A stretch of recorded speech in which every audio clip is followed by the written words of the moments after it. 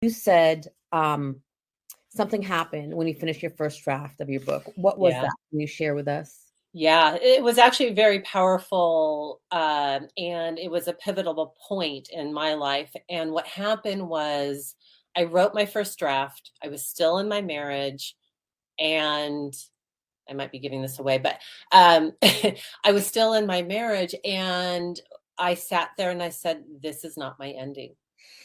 Like Mm. that intuition inside of me, my soul, my gut, however you want, God, how whatever higher being you refer to, for me it's my higher self and my intuition. And I was like, this is not my ending. This doesn't feel right. I need to do something, and I need to do something drastic, Mm. and I needed to make a huge life change. And but doing that gave me the freedom to write my whole story. And when you say And doing that meaning what? I had to leave my marriage. To be able to finish the story, Yeah.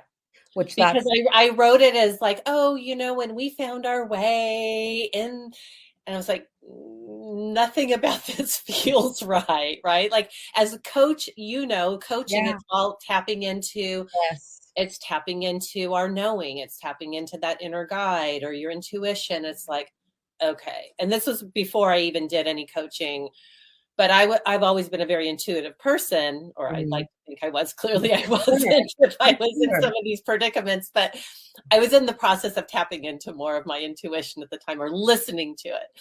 Anyway, so yes. And so I did leave my marriage. And that really, which was the scariest thing I've ever done in my whole entire life. I can't imagine.